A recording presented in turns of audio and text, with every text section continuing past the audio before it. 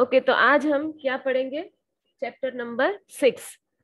Okay, क्या है chapter number 6? Molecular basis of inheritance. तो हमने जो भी सीखा अब तक, है ना, चैप्टर नंबर 5 में हमने जो भी सीखा वो मॉलिक्यूलर सारा का सारा प्रिंसिपल्स था। ओके, सारे प्रिंसिपल्स हमने पढ़े कि क्या क्या प्रिंसिपल्स होते हैं इनहेरिटेंस के।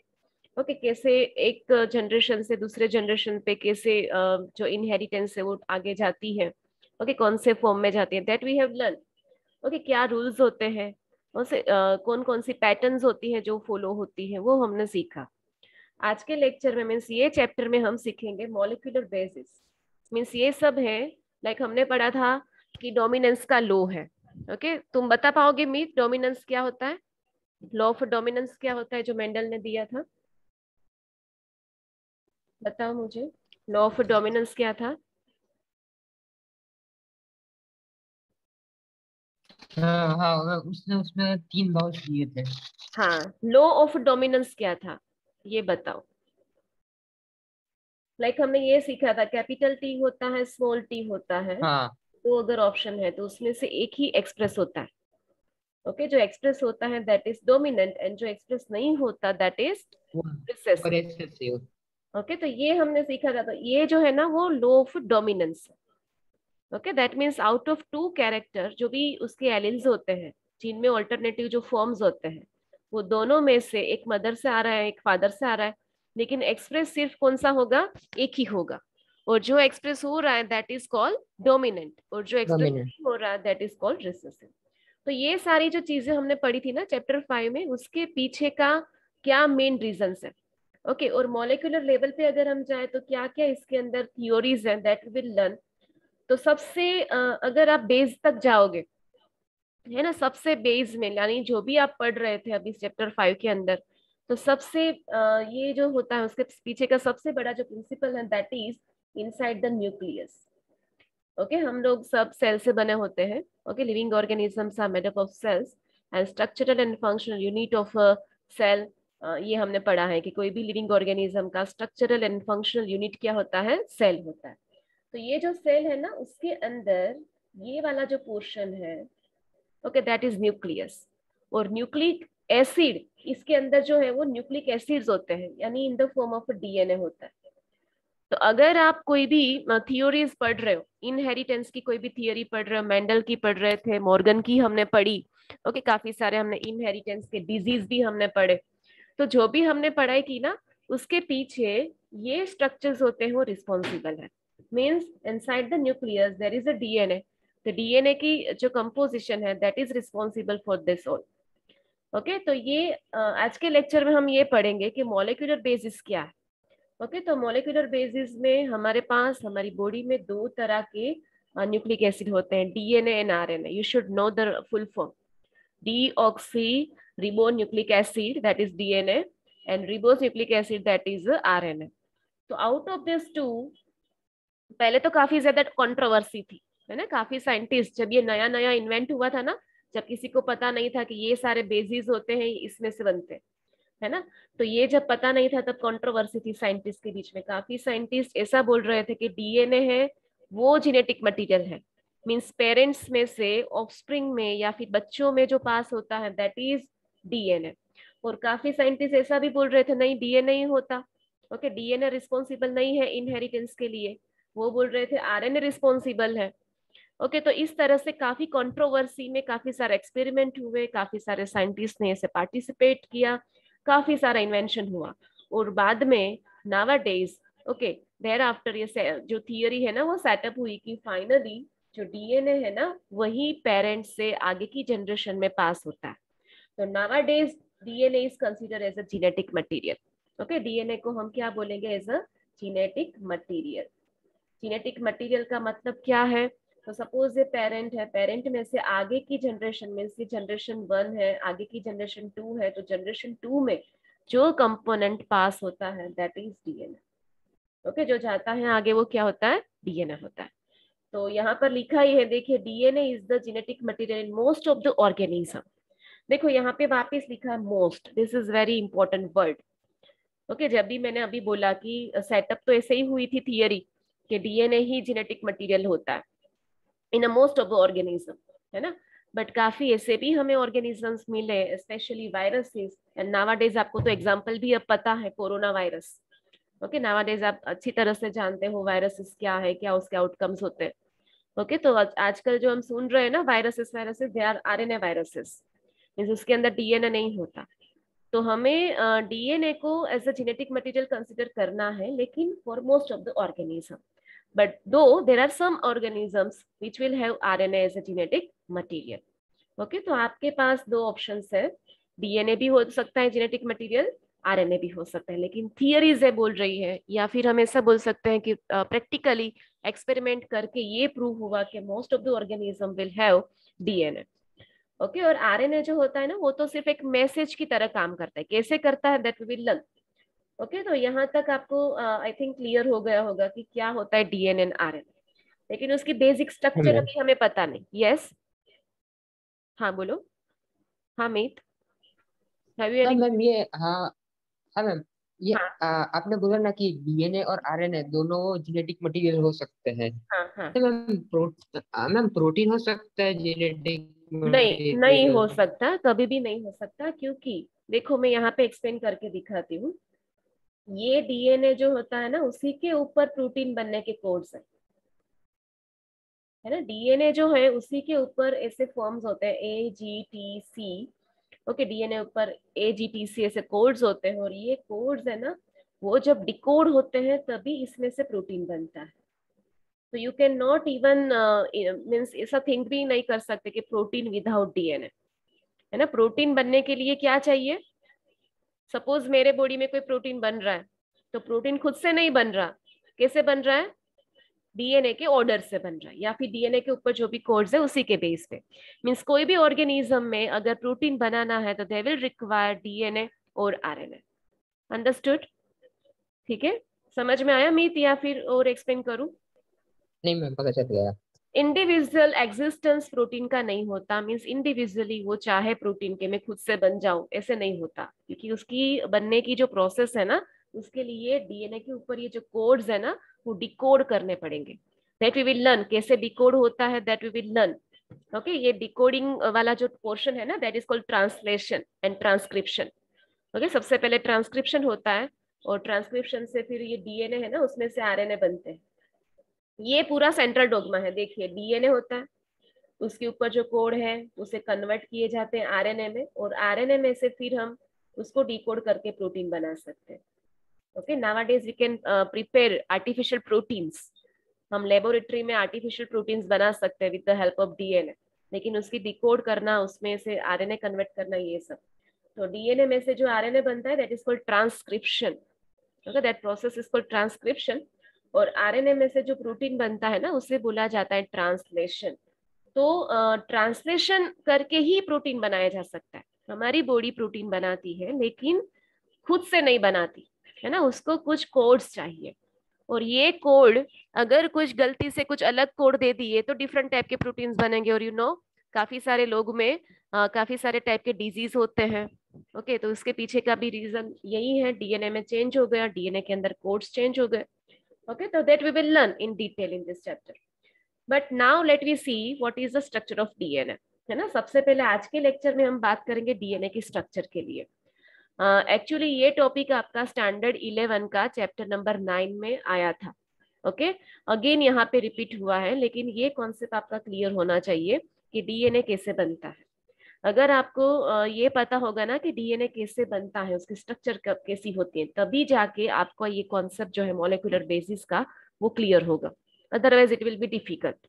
ओके, तो सबसे पहले याद रखिए, पॉली न्यूक्लियोटाइड्स है ये, है ना। तो काफी सारे न्यूक्लियोटाइड, सपोज ये न्यूक्लियोटाइड हो गया, ये दूसरा न्यूक्लियोटाइड, ये तीसरा, चौथा, है ना। ऐसे काफी सारे न्यूक्लियोटाइड एक दूसरे के साथ ऐसे ज्वाइन होके, है ना, ये दोनों के बीच में आप बॉन्ड देख सकते हो। ये न्यूक्लियोटाइड, ये फर्स्ट वन, ये सेकंड वन, थर्ड वन, ऐसे न्यूक्लियोटाइड न्यूक्लियोटाइड के बीच में जो बॉन्ड्स बन रहे हैं ना, और इसी की वजह से पूरा चेन बना।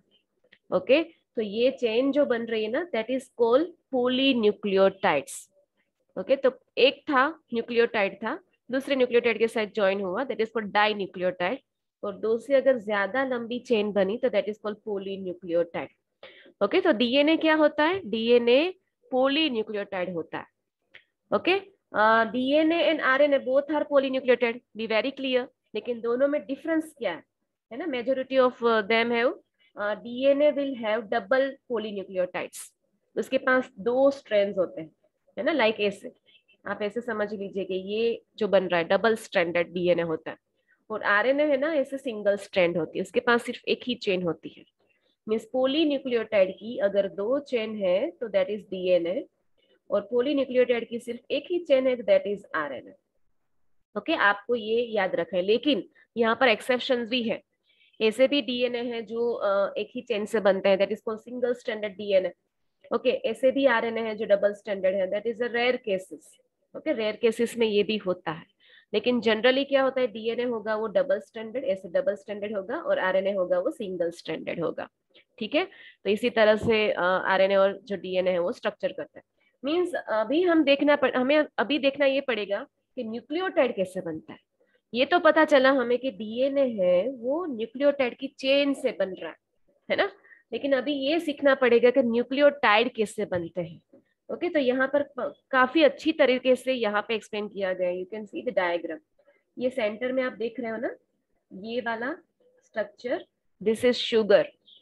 ओके, और शुगर्स में आप एंड्स देख सकते हो, एंगल्स देख सकते हो, this is 5 angles sugar, so it is pentose sugar. Okay, और ये जो शुगर है ना that is D oxy ribose sugar. Okay, तो ये वाला जो पोर्शन है दैट इज शुगर।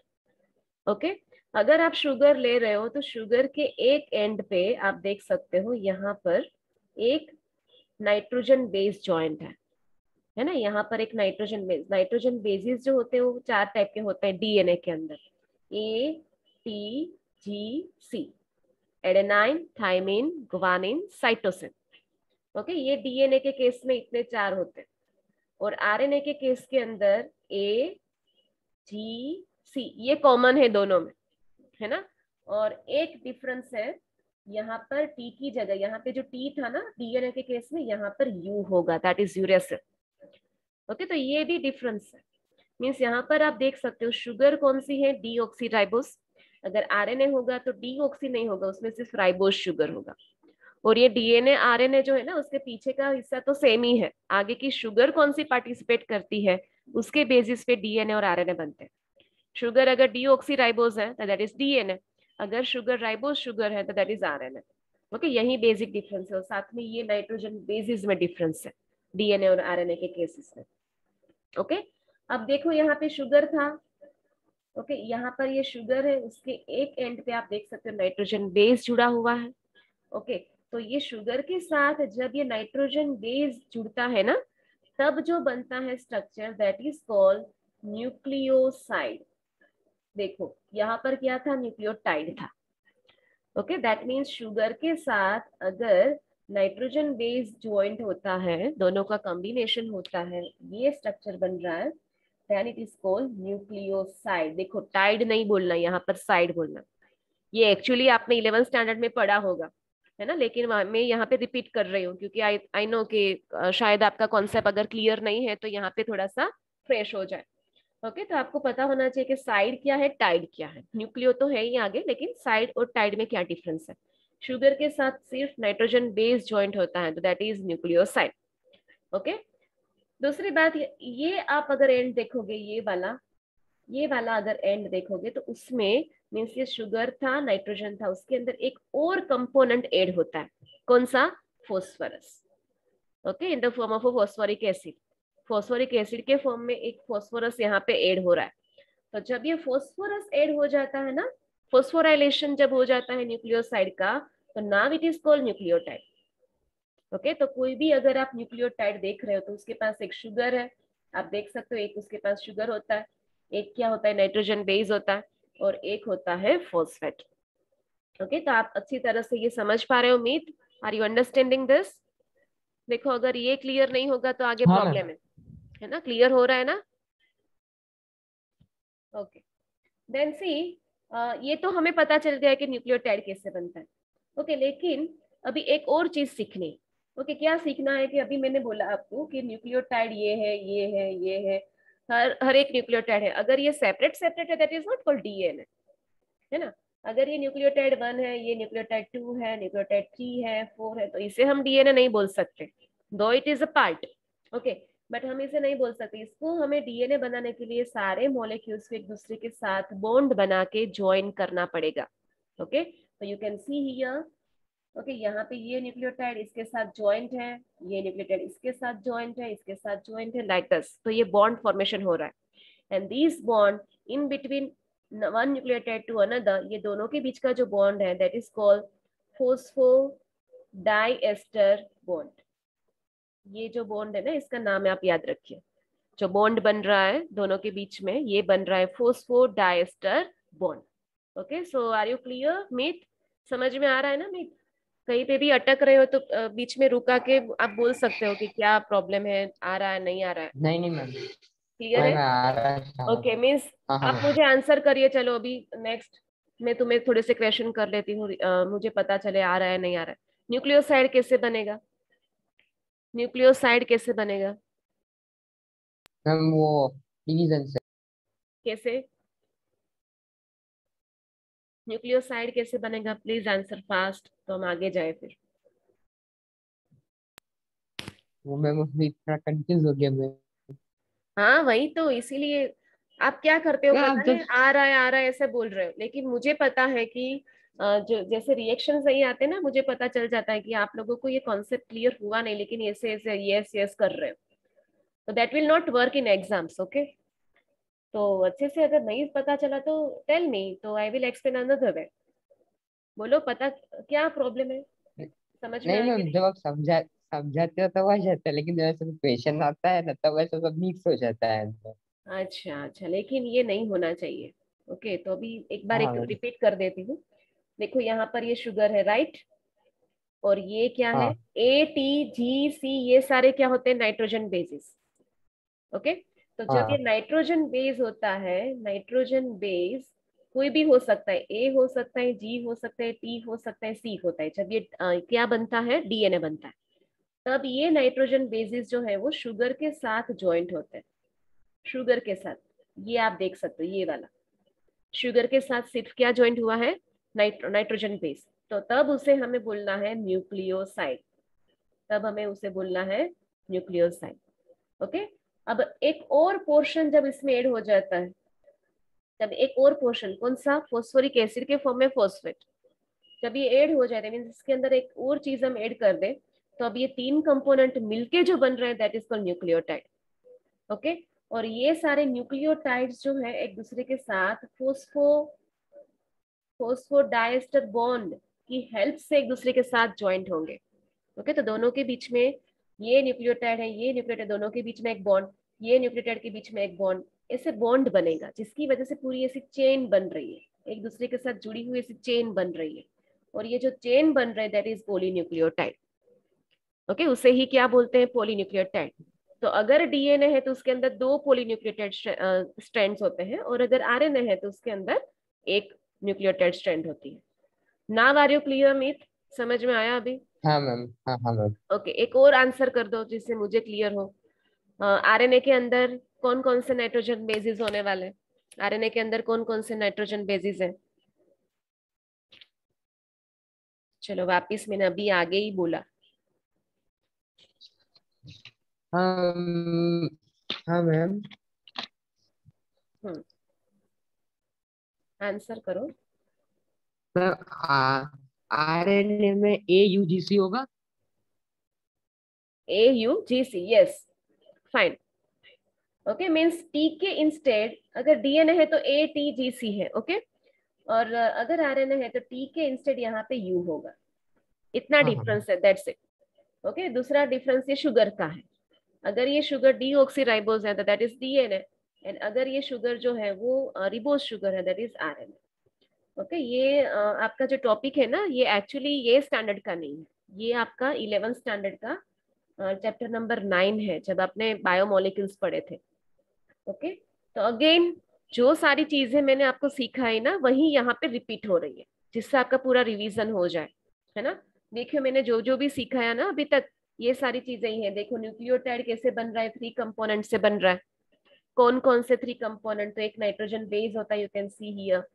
ओके, दूसरा क्या होता है? पेंटोस शुगर होता है, you can see here. Okay, और तीसरा क्या होता है? फॉस्फेट ग्रुप होता है, यू कैन सी हियर। तो सारी तीनों 3 कंपोनेंट एक दूसरे के साथ ज्वाइंट होके ये पूरा कॉम्प्लेक्स जो बन रहा है that is called nucleotide. Okay, और आरएनए डीएनए दोनों ही न्यूक्लियोटाइड्स के बने हुए होते हैं। Okay, now let us go further. कोई भी डीएनए है तो इसके अंदर अगर हम बात करें नाइट्रोजन बेसिस की, ये भी रिपीट ही है। ओके, ये हमने अभी ऑलरेडी बोला, वही यहाँ पे रिपीट हो रहा है। तो अगेन ये देख सकते हो एडेनाइन, ये स्ट्रक्चर एडेनाइन का है, और ये भी आप देख सकते हो ग्वानिन का है। Okay, again you can see purines होते हैं ना, वो 2 टाइप के, ये नाइट्रोजन बेसिस होते हैं ना, 2 टाइप के हैं, प्यूरिन्स एंड पिरीमिडिन्स। ओके, तो प्यूरिन कौन कौन से हैं? A and G. Okay, A and G आप देख सकते हो, एडेनाइन एंड ग्वानिन, ये दोनों जो है वो कैसे हैं? प्यूरिन्स है। ओके, तो आपको पता कैसे चलेगा कि ये प्यूरिन्स है, पिरीमिडिन्स है? ओके, ऐसे याद रखना है तो ठीक है, लेकिन ये स्ट्रक्चर के बेस पे भी आपको पता चलना चाहिए।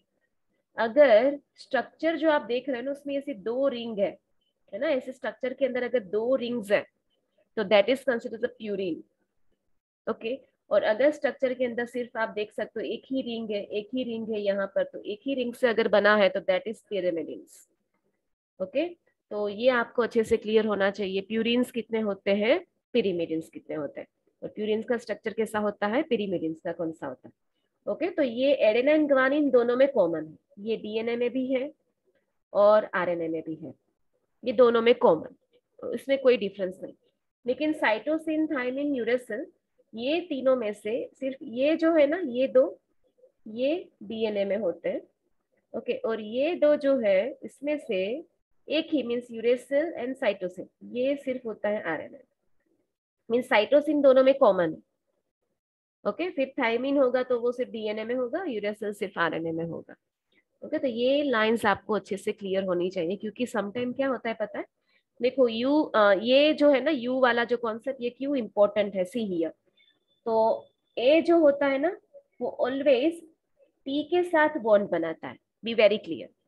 एडेनाइन जो होता है वो टी के साथ, मीन प्यूरिन जो होते हैं ना पिरीमिडिन के साथ ही बॉन्ड बनाते हैं, ज्वाइंट होते हैं, means A always pair with T and G will always pair with the C. Okay, be very clear about this. Okay, तो आपको है ना एग्जाम में क्या किया जाएगा पता है, एग्जाम के अंदर आपको एक स्ट्रैंड दिया जाएगा, ए जी टी सी सी ए ऐसा करके, और फिर ये बताएंगे आपको कि इसके अकॉर्डिंग डिकोड करके आप उसमें से आरएनए की स्ट्रैंड बताओ, है ना, ऑप्शन में से सिलेक्ट करो। तो आपको अच्छे से पता होना चाहिए कि आरएनए इसमें से कैसे बनता है। तो अगर ए है तो उसके सामने होना चाहिए टी, लेकिन अब हम आरएनए बना रहे हैं तो टी के इंस्टेड क्या लगाना है हमें, यू।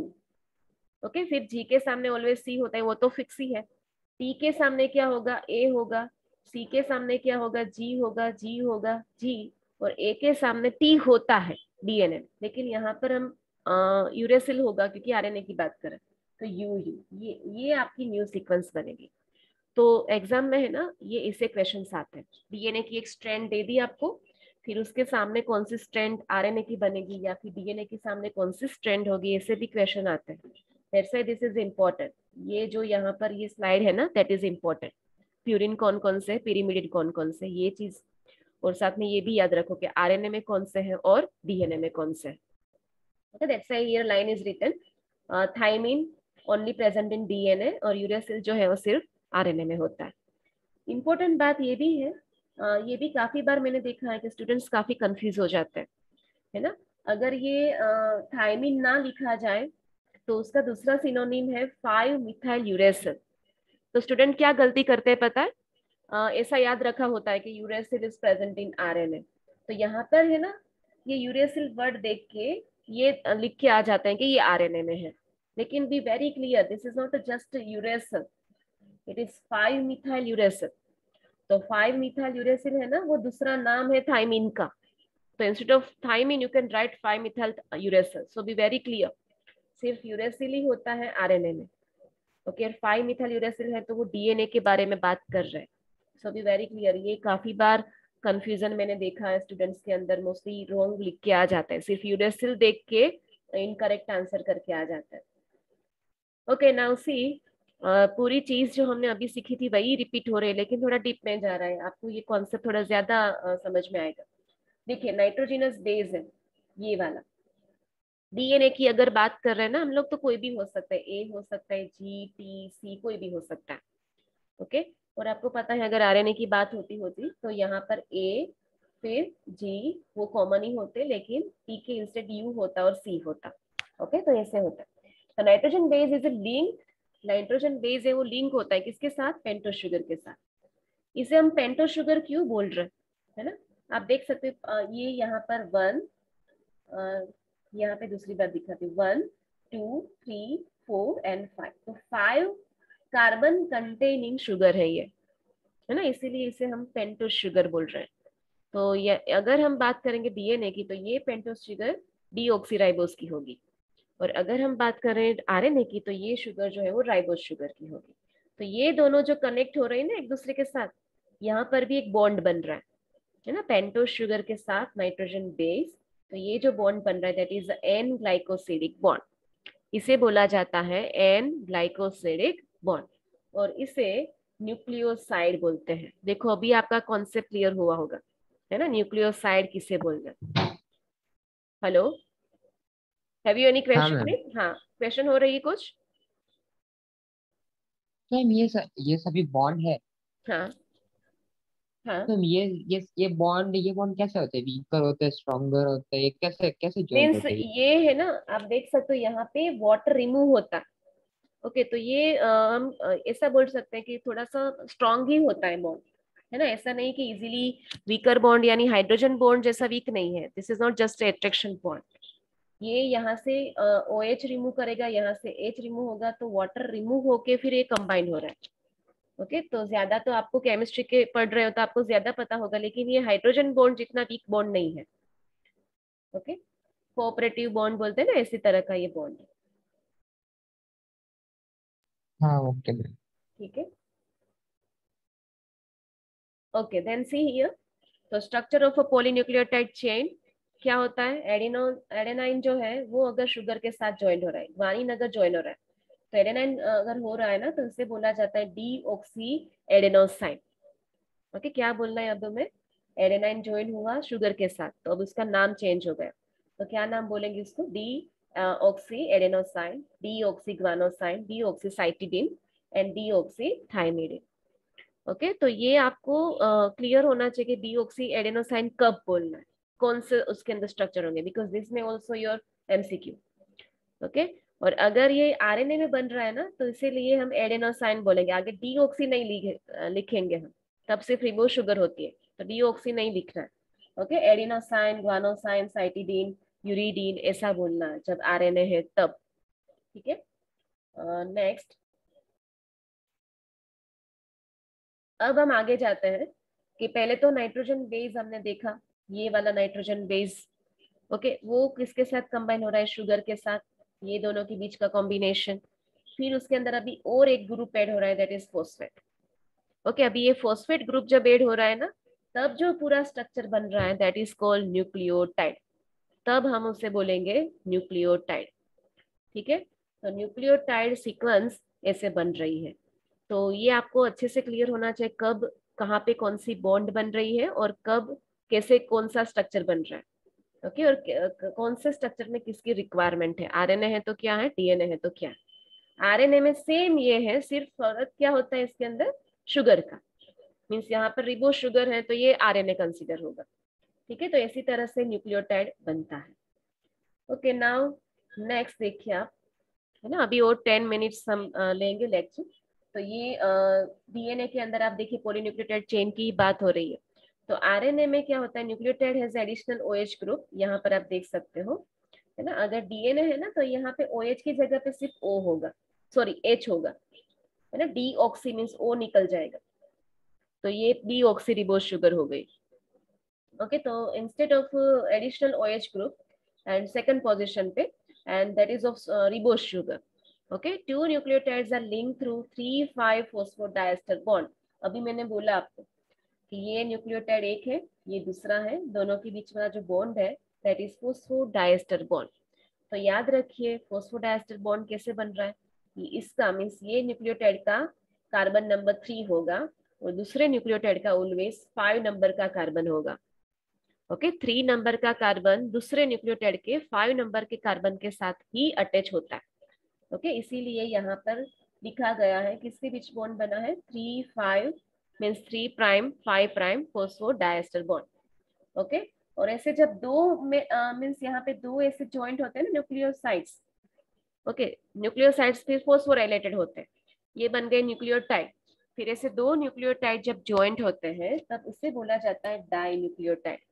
तब हम क्या बोलेंगे इसे डाई न्यूक्लियोटाइड। ठीक है when more nucleotides are linked it forms polynucleotide। जब एक से ज्यादा लिंक हो रहा है ना तब इसे बोला जाएगा polynucleotide. Okay now meet are you understanding this, nucleotide क्या है, डाई न्यूक्लियोटाइड क्या है और पोलीन्यूक्लियोटाइड क्या है, ये क्लियर हो रहा है तुमको? हाँ मैम। मैम इसमें दो को हाँ डाई न्यूक्लियोटाइड बोलते हैं तो थ्री को ट्राई बोलते हैं। नहीं वो दो से मीन्स ऐसी डेफिनेशन ये है, एक है तो उसे मोनोन्यूक्लियोटाइड बोलना है, दो है तो डाई, लेकिन ट्राई नहीं बोलना है। दो से ज्यादा कोई भी है ना, दो से ज्यादा तो कोई उसको भी पॉली फिगर डायरेक्ट। है उसको डायरेक्टली पोली बोलना है, फिर 1000 भी क्यों ना, है ना। तो डाई ओके से ओके आगे मैम। फिर हमें ट्राई ऐसे नहीं बोलना है कभी भी। अगर हम पोलीसेकेराइड लेंगे तभी भी अगर दो से ज्यादा है ना तो हमें उसे पोली बोल देना है, it is rule. Okay try काफी कम यूज होता है वैसे। Okay now let us go further. ये समझ में आया ना तुम्हें ये कॉन्सेप्ट? हाँ मैम ये पता चली। ओके अब थोड़ी सी हिस्ट्री है। ओके आप हिस्ट्री में जाके अब देखते हैं कि कैसे ऐसे डीएनए की इन्वेंशन कैसे हुई। तो ये साइंटिस्ट आप देख रहे हो ना, उन्होंने सबसे पहले ऐसा हम बोल सकते हैं कि बाइट डब्ल्यूबीसी जो होता है ना, डब्ल्यूबीसी पर्स सेल के अंदर, है ना, जो मेडिकल वेस्ट होता है हॉस्पिटल के बाहर, जो मेडिकल वेस्ट था उसमें से पर्स सेल उन्होंने कलेक्ट किए, है ना, वेस्ट में से। और ये फिर उन्होंने माइक्रोस्कोप में ऑब्जर्व किया।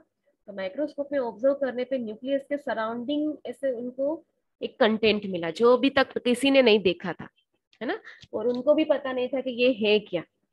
तो न्यूक्लियस के अराउंड ही मिला था इसलिए उन्होंने नाम दे दिया फिर न्यूक्लियन, क्योंकि अभी तक किसी ने देखा ही नहीं था कि ऐसा कोई कंटेंट है, किसी ने नाम भी नहीं दिया था। तो इसीलिए उन्होंने सबसे पहले ऐसे वैसे तो ये डीएनए था लेकिन उन्होंने नाम दिया न्यूक्लियन। बाद में काफी सारे साइंटिस्ट आते हैं जिन्होंने ये न्यूक्लियन का फिर फर्दर रिसर्च किया। फिर न्यूक्लियन में से न्यूक्लिक एसिड और प्रोटीन को आइसोलेट किया, पता चला कि भाई न्यूक्लिक एसिड और प्रोटीन से ये बनता है न्यूक्लियन। फिर वापस कंट्रोवर्सी हुई कि भाई न्यूक्लिक एसिड जेनेटिक मटेरियल है या प्रोटीन है। फिर काफी सारे ऐसे प्रूफ मिले कि भाई प्रोटीन जेनेटिक मटेरियल नहीं हो सकता, nucleic acid is a genetic material. वापिस क्वेश्चन आया कि न्यूक्लिक एसिड अगर जेनेटिक मटेरियल है तो आरएनए जेनेटिक मटेरियल है या डीएनए है ना। तो ये पूरे जब ये फेडरिक मिशर ने 1869 में जब सबसे पहले इन्वेंट किया ना डीएनए, तब से जाके आज तक, है ना, तब से जाके आज तक पूरे वर्ल्ड के साइंटिस्ट काफी सारे इतने सारे रिसर्चेस जो मेनली हो रहे हैं ना डीएनए पे हो रहे हैं, क्योंकि सारी की सारी जो भी सीक्रेट्स है ह्यूमन लाइफ के या फिर कोई भी लिविंग ऑर्गेनिज्म के जो भी सीक्रेट्स है दैट इज इनसाइड डीएनए। तब से जाके कितने सारे रिसर्च हुए। ओके और अभी भी सबसे ज्यादा बायोलॉजी में रिसर्चेस हो रहे हैं ना तो डीएनए पे हो रहे हैं, जेनेटिक्स पे हो रहे हैं, क्योंकि इसमें ही सारे सीक्रेट्स है। तो ये दूसरा नाम जो है Watson and Crick. Okay James Watson and Francis Crick. तो उन्होंने सबसे पहले डीएनए का जो मॉडल था, ये स्ट्रक्चर आप देख सकते हो डबल ऐसे क्या भाई, हमें हमें अभी बोला कि डबल स्टैंडर्ड है, like like this helical structure है, तो अभी ऐसे हमने बोल दिया, लेकिन ये सबसे पहले इन्वेंट करने वाले साइंटिस्ट कौन से थे, वॉटसन एंड क्रिक, और इसके लिए उन लोगों को नोबेल प्राइज भी मिला था। ओके एक्चुअली ये डबल हेलिकल स्ट्रक्चर है ऐसा ये रोजालिन फ्रैंकलिन ने बोला था, है ना। रोजालिन फ्रैंकलिन ने अपनी लेबोरेटरी के अंदर ये पूरा रिसर्च करके एक्सरे क्रिस्टलोग्राफी करके मेथड है। ओके तो ये मेथड से उन्होंने बताया था कि भाई ये जो डीएनए है ना वो डबल हेलिकल लाइक ये स्ट्रक्चर है। लेकिन रोजालिन फ्रैंकलिन अपना रिसर्च पेपर पब्लिश करे उससे पहले उसके डेटा जो है ना इनके पास आ गए। है ना, वॉटसन एंड क्रिक के पास आ गए। तो सबसे पहले वॉटसन एंड क्रिक ने, रोजालिंड फ्रैंकलिन अपने डेटा रिलीज करे लोगों के बीच, उससे पहले इन लोगों ने कर दिया। ओके, तो एक्चुअली वर्क सब इसने किया था, रोजालिंड फ्रैंकलिन ने, लेकिन ये वॉटसन एंड क्रिक है ना, उन्होंने सबसे पहले पब्लिश कर दिया। तो फिर आज के दिन में जो क्रेडिट जा रही है ना, रोजालिंड फ्रैंकलिन को नहीं मिल रही, लेकिन वर्ड को पता है कैसे हुआ था ये सब। ओके, किसने काम किया ये सबको पता है। ओके, ऑन पेपर है। तो अभी आज के दिन में हम अगर डीएनए की क्रेडिट दे रहे हैं तो हम वॉटसन क्रिक को दे रहे हैं, क्योंकि नोबेल प्राइज ये दोनों को मिला था। ओके, और साथ में फिर विल्किन करके भी आप देख सकते हो, विल्किन करके साइंटिस्ट है, उनका भी रोल था इसके अंदर, तो उन्होंने भी नोबेल प्राइज शेयर किया था। ओके, तो ये एक्सरे डिफ्रैक्शन या फिर क्रिस्टलोग्राफी करके विल्किन एंड रोजालिंड फ्रैंकलिन ने ये जो आज के दिन में हम जो बोल रहे हैं ना, जैसे डबल हेलिकल स्ट्रक्चर, ये सब सबसे पहले ये रोजालिंड फ्रैंकलिन ने किया था। और लोगों को जब पता चले कि ये डेटा इसके जो थे उन्होंने लेके पब्लिश किए हैं, पता चले उस टाइम पे, तो फ्रैंकलिन एक्सपायर हो गए थे, है ना, लेडी साइंटिस्ट है, वो एक्सपायर हो गई थी। तो फिर नोबेल प्राइज एक्सपायर हो जाते हैं ना, डेथ के बाद नहीं मिलता, तो फिर इसको ही मीन्स ये दोनों को, जो वॉटसन क्रिक है ना, उनको ही ये नोबेल प्राइज मिला था। ओके, तो विल्किंस एंड फ्रैंकलिन, ये दोनों का भी कंट्रीब्यूशन काफी काफी इंपॉर्टेंट है। ओके, हम इसे निगलेक्ट नहीं कर सकते। तो नेक्स्ट लेक्चर में हम पढ़ेंगे अब डीएनए का स्ट्रक्चर। ओके, डीएनए का जो स्ट्रक्चर है वो नेक्स्ट लेक्चर में इसके लिए डिटेल में स्टडी करेंगे। लेकिन उससे पहले जो भी हमने आज सीखा है ना मित, ये अच्छे से कॉन्सेप्ट क्लियर करके आना, है ना, ये हाँ मैम, ये कॉन्सेप्ट आपके। पीडीएफ